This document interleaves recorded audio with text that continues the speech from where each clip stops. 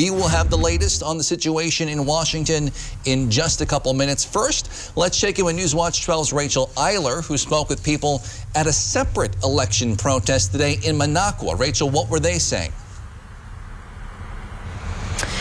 Yeah, certainly, Justin. There is a large debate being a swing state here, mainly regarding the idea of voter fraud, something that obviously we've been talking about since the polls closed back on November 3rd. Obviously, there's no more protesters behind me today, but earlier today, probably around 30 to 40 people gathered here in Minocqua. You know, these protesters planned on staying anywhere between 5 to 6 hours, and everyone had come out with a bit of a different frame of mind, but the same message, and that was the election was rigged. Votes should have been recounted throughout the entire state, not just in Milwaukee or Dane County. And for one Trump supporter, this was her first time coming out to a rally. And then the deciding factor for her to do that was that she wants a better election process in the future to prevent fraud when it does come to an election. I still think there should be a recount because I know it's fraud. There had to have been fraud. He was winning at one point, and then all of a sudden to be losing. Illegal voter, dead people voting, dogs voting. I don't mind if the election was won legally, but to have it won illegally upsets me so much.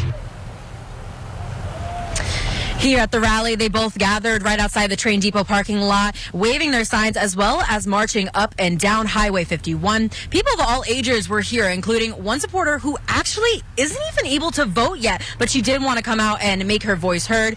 And, you know, she said that it will take a lot of proof to show that the election wasn't stolen from Trump, but that no matter the outcome, she does hope both Republican and Democratic supporters have respect for everybody. Right now, I don't accept it. If that happens, I don't believe anything will happen in the next 4 years. I believe the Trumps and the representatives and everything like that will stop them. I'm going to respect that he's president and not going to let that divide my school, especially. And it's especially to note here that, yes, no fraud has been found in the state of Wisconsin. That has been made clear by the Wisconsin Election Commission. And it's also been made clear that there isn't fraud in any other state in the country. I also just want to take a moment and say that we have no idea who actually organized this rally today. It's been the question on everybody's mind. There was an advertisement posted in the Lakeland Times a couple days ago, but no one has stepped forward today saying, hey, I'm the one who organized it, which is really an interesting prospect for a Trump rally here in Oneida County. Rachel, the protesters talked a lot about fraud. Have they told you why they're convinced there is so much fraud?